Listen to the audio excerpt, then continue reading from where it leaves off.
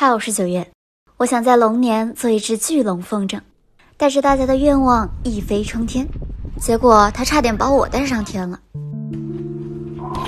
这种风筝的做法极为复杂，求学的道路也并不顺利。我的头！不过我还是找到了楚老师，潍坊风筝的非遗传承人。老师，那个也是您做的？对。其实我来的时候就有心理准备，但还是没想到有这么复杂，感觉在做工程制图。风筝的历史有2000多年了，但是古代没有龙头风筝，这个是现代风筝艺人的创新。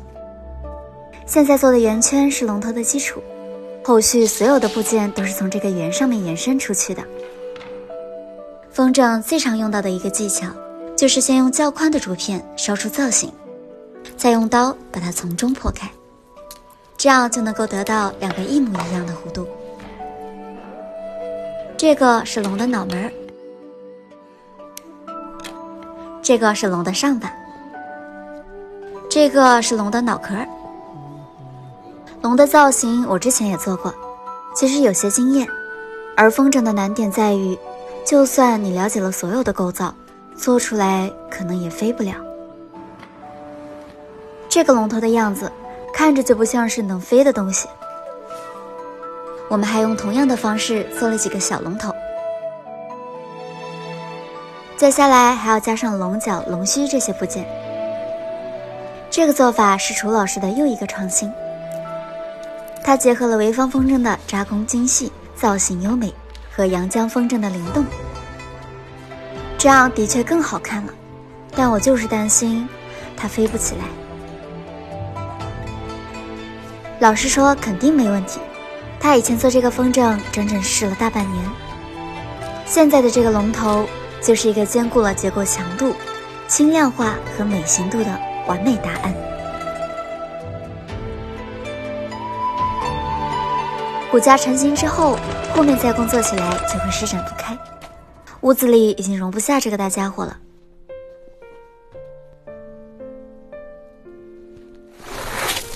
虽然天气有点冷，我们还是决定把它搬到外面来做。幼稚。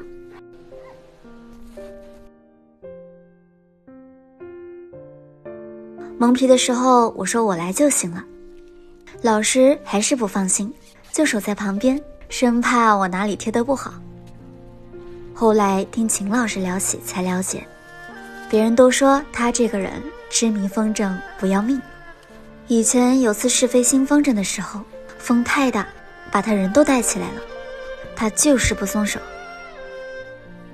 被拖行了几10米，浑身是血，硬是把那个风筝从老天手里抢回来了。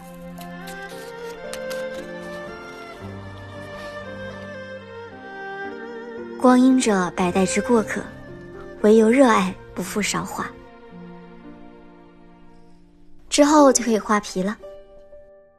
龙头的花纹以祥云夸张造型，由浅到深，以渐变法覆盖而成。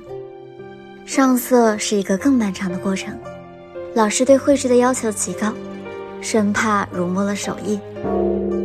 第2天又下了一场大雪，天气更冷了，白雪映射着阳光，不但刺眼，而且还会反射超强紫外线，对皮肤也是一个巨大的考验。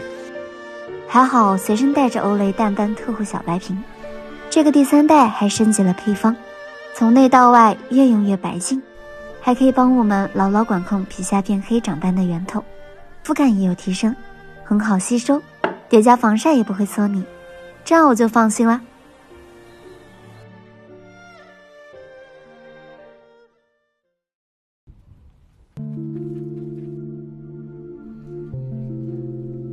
之前做的小龙头和龙身也要上色，大龙头的2个龙角就是2个小龙，其他的小龙之后也会镶嵌在大龙头上，最多可以放上8个，做成9头龙。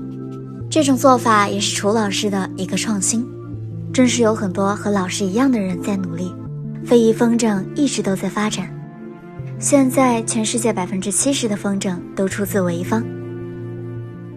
站在前人为我们积累的荣耀上，我们真的很容易就能看到自己不曾到过的风景。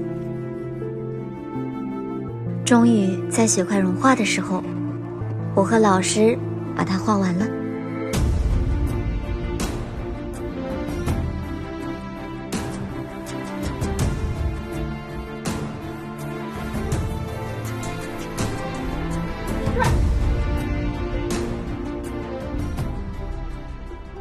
现在我们把腰片串起来，做出龙身就可以了。自古以来，龙就有着无数的神话传说。其实也有一种朴实的说法，龙是由最初各个部落的图腾融合而来。他们有人期望牛的力量，有人向往虎的勇猛，有人渴望鹿的灵动。在物质匮乏、科学不够昌明的时候，很多美好的愿景超出了现实，虚无缥缈，但是他们愿意去相信，把它当作自己的图腾，自己的信仰，直到那些所有美好的希望都融合在了一起，变成了这片土地上唯一的图腾，叫做龙。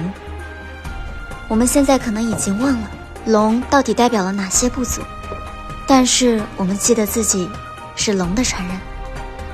我们相信的力量，所有小动物都能有自己的家。宝宝快点长大，健健康康，聪明。希望在新的一年考进年度学士，和家人顺利。希望自己的腿早日康复。